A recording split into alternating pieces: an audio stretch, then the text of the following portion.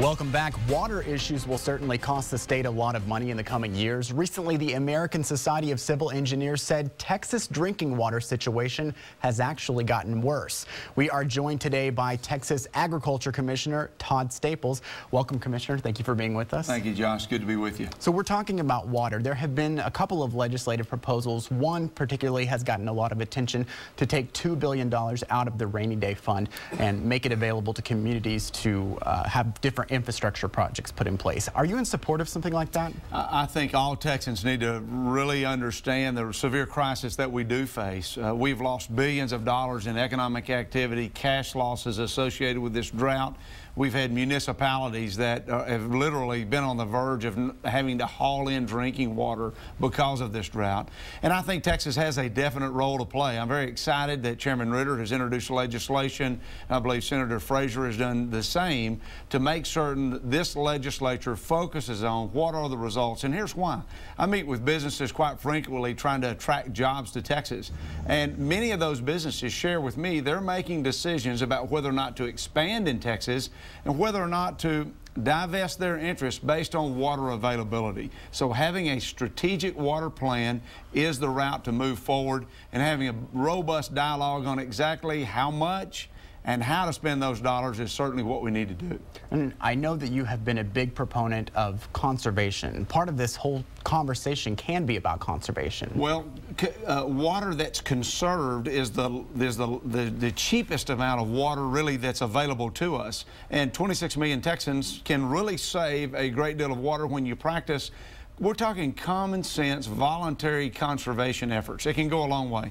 But we need to be very clear also that conservation alone will not meet the needs of 1,500 people per day moving to the Lone Star State. So capacity is a very big part. And when we think about what is the state of Texas' role versus what is the local community's role, I think that thinking about it in terms of being a deal closer, helping communities come together, regions come together, is a very role that the state can play. And looking at a one-time funding source through such as the Rainy Day Fund is appropriate. I think Texans are taxed enough already. I do not believe we need a statewide water tax, but the Rainy Day Fund was set up for a crisis, for disasters like droughts, wildfires, hurricanes, and certainly this drought ranks in that level of importance and crippling impact on our economy. Well, let's move on to another issue that has been big for you and your department. We're talking about the border. Seems like there have been so many conversations about a lot of other things besides border security this session. What do you think? Well, Washington has failed to secure our borders. We hear a lot of talk about the level of the security threats, but the reality is transnational criminal organizations continue to run across our border. They trample on the rights of private landowners as they do so. And I think we're at a unique situation where we can help this situation. Obviously, we have an antiquated, broken, failed immigration system.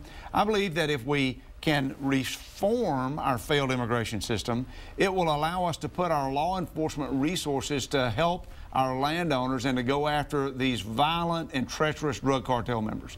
States have a role. We are incubators of ideas. I'm meeting with many officials in Texas today about really challenging our federal government, though, to fulfill what is a national responsibility, and that is to secure our borders. So we have a long way to go, but we're making progress, and we know we have an immigration system that needs to be corrected in a way that maintains the sovereignty of our country, but it also addresses our workforce needs. You have said you are interested in running for Lieutenant Governor. I know two of the other people that are interested as well, Lieutenant Governor David Dewhurst and Jerry Patterson, the Land Commissioner. They have both spoken out about their outlook on guns in schools. Do you have any opinion? Absolutely. I think it's a tragic situation what occurred in Connecticut, and as a father myself, and my heart breaks for those families whose wounds will take decades to heal. But we don't need to politicize tragedies as an effort that some people have to violate our constitutional rights to keep and bear arms. And we need to think about that. When President Obama walks down Pennsylvania Avenue, he will be protected by men with guns with high-capacity magazines. I think all Americans should be entitled to have that same level of protection and access to those devices. And so we don't need to have reactionary propositions to true national tragedies like that, and we need to be very thoughtful and defend our children and defend our constitutional rights. Commissioner, thank you for being here with us. I appreciate it. Thank you, Josh. All right, straight ahead, our roundtable takes on the state budget, what's cut, what gets more money, and the repercussions for you and your family when In Session In Depth returns.